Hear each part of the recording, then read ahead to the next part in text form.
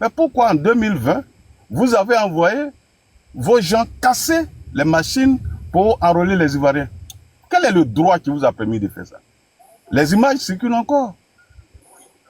Parce que Laurent Gbagbo n'était pas concerné par les élections, alors tous les Ivoiriens devraient arrêter de participer au processus électoral. Quel est l'article, donc, dans le code électoral qui vous a permis d'envoyer vos éléments aller casser les machines pour l'enrôlement? C'est aujourd'hui vous vous réveillez pour savoir que l'inscription est un droit. À un moment donné, il faut arrêter de plaisanter. Parce que pour moi, c'est de la grosse plaisanterie. Et aucun Ivoirien ne va vous suivre dans ça. Aucun Ivoirien ne va vous suivre dans ça. Sauf ceux qui sont maudits et qui ont vendu leur avenir et qui pensent qu'un monsieur Laurent Gbagbo qui est totalement esquinté, diminué, physiquement comme intellectuellement, donc sa vie est au-dessus, ses ambitions sont au-dessus de leur vie. Mais sachez que en dehors des Gor, des Gbagbo ou rien, il y a d'autres Ivoiriens qui veulent vivre, qui ont besoin de se construire un avenir et qui ne sont pas obligés d'attacher leur avenir à celui de M. Laurent Gbagbo. C'est vous qui êtes condamné à le suivre, mais tout le monde n'est pas condamné à le suivre. Vous pouvez continuer dans vos illusions, à croire que à 8 mois des élections, il y a une possibilité pour M. Laurent Gbagbo d'être candidat. Continuez dans la même bêtise, mais il ne sera pas candidat. D'ailleurs, il est arrivé en Côte d'Ivoire depuis 2021. Ça fait environ 4 ans qu'il est là. Son nom n'est pas sur la liste électorale. Mais vous ne prenez même pas conscience. Vous continuez à vous nourrir donc d'espoir, illusionniste, et pensez que Laurent Gbagbo a encore la possibilité d'être candidat en Côte d'Ivoire. En tout cas, nous attendons de voir les moyens que vous allez mettre en place. Nous espérons que ce sont des moyens légaux et que ça ne soit pas d'autres moyens. Parce que si c'est d'autres moyens, vous savez très bien que le monsieur qui est en face s'appelle Alassane Ouattara. Il ne doit pas à la rue Princesse. Et ça, il faut que vous le sachiez. Nous n'allons pas vous permettre. Alors qu'on vous a donné la chance de construire ce pays, vous avez joué avec l'avenir des Ivoiriens dans vos bêtises. Mais personne ne va vous permettre encore de créer des situations totalement détestables dans notre pays. Vous nous parlez de rébellion à longueur de journée. Vous n'avez même pas honte. Vous n'avez même pas honte. Ceux que vous accusez d'avoir fait la rébellion, mais aujourd'hui vous êtes avec eux. Vous êtes avec Guillaume Soro, pourquoi? Si tant est que la rébellion est une mauvaise chose, vous faites quoi avec M. Guillaume Soro? Expliquez aux Ivoiriens. Vous ne pouvez pas être incohérent toute votre vie.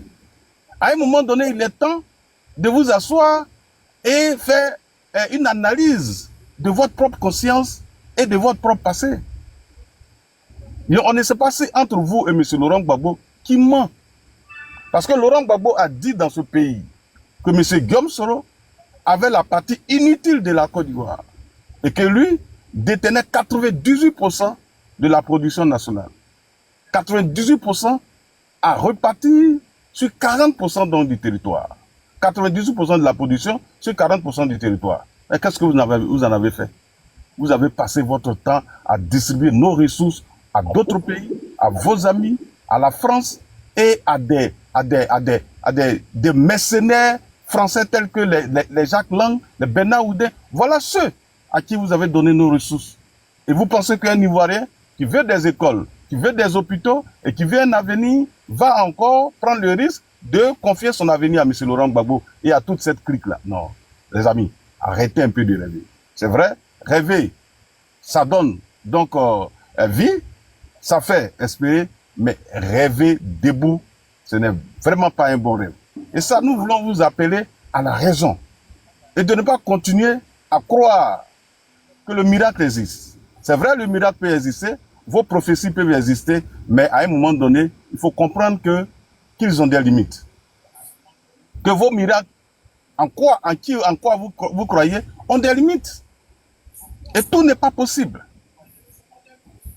Et que tout n'est pas possible, ça, on vous le dit, vous ne voulez pas comprendre. Mais j'espère qu'au soir des élections présidentielles 2025, vous allez revenir pour dire, c'est vous qui avez eu raison. Vous ne comprenez pas que vos cadres sont en train de vous conduire dans une grosse bêtise. Et vous les suivez, alors que vous-même, vous voyez M. Laurent Gbagbo, un homme fatigué, qui n'a aucun projet pour vous. Je ne sais pas quel est l'effort que vous faites à suivre ce monsieur qui, quand il prend la parole, je ne sais pas si vous retenez quelque chose. De la grosse comédie. Il y a quelqu'un qui a ouvert son micro, je ne sais pas qui a ouvert son micro. Et ça fait de l'écho ici. Alors, dans tous ces discours, on ne retient rien de sérieux pour la Côte d'Ivoire.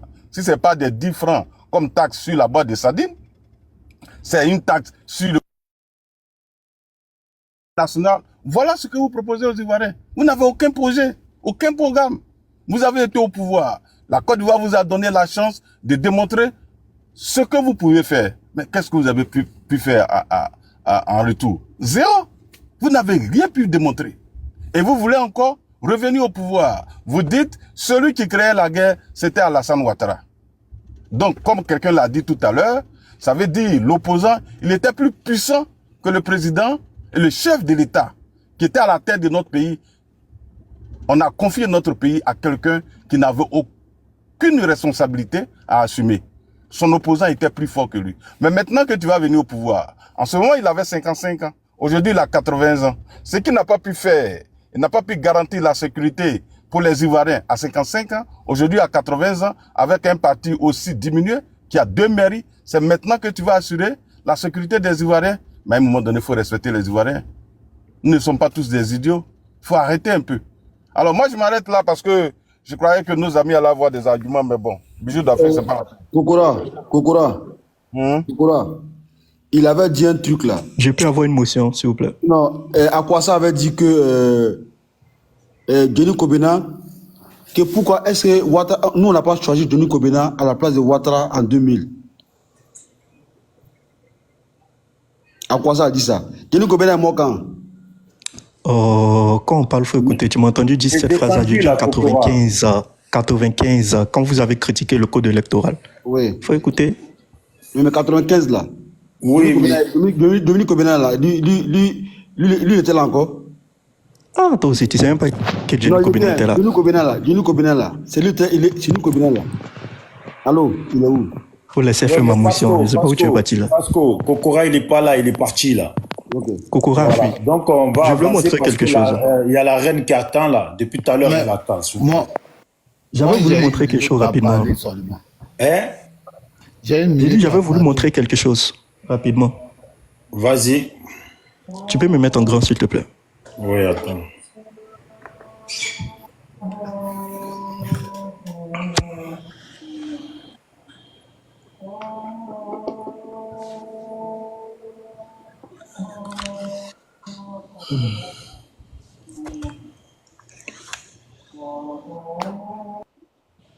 Ok.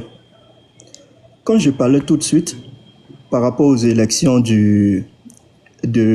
aux élections législatives, ok, qui ont eu lieu en 2000, Kokora disait que le RDR ne s'était pas présenté. J'ai dit oui, effectivement, parce que Alassane Ouattara avait demandé de boycotter parce que lui, il a été retiré. Toutefois, il y a certains candidats RDR qui avaient